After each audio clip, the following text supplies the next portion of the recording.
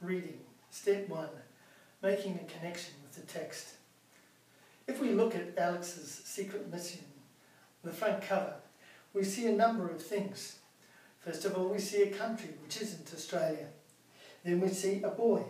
Now, I'm sure you all know boys.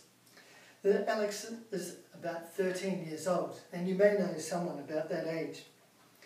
Over here, we have a train. Now, some of you may have travelled on a train and would be able to know what that is all about. Down the bottom here, we have ice hockey.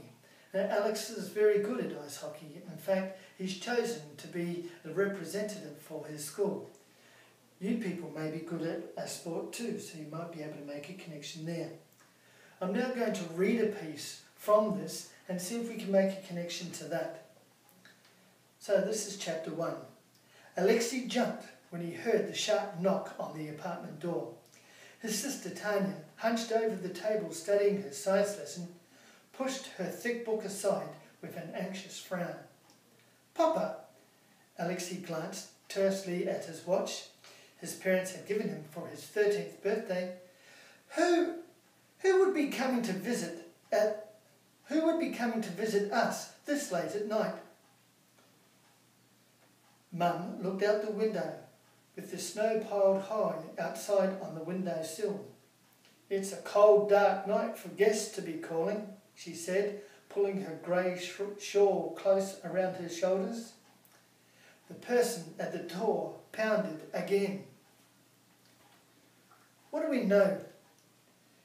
How many of you have had to sit around the table late at night, maybe doing your schoolwork because you'd been out during the day, and so we're now trying to catch up?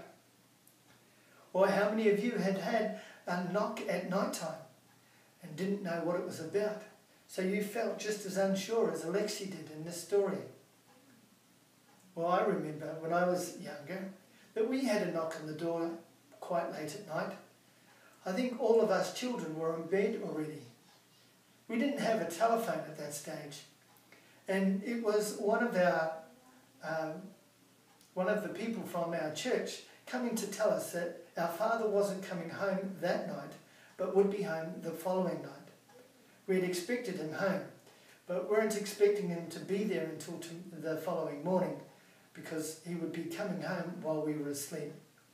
So the person who came told us that we didn't need to worry if he wasn't there in the morning, because he wasn't coming home until the following day. So our anxiety was relieved. But what about Alexi's? Is his anxiety relieved?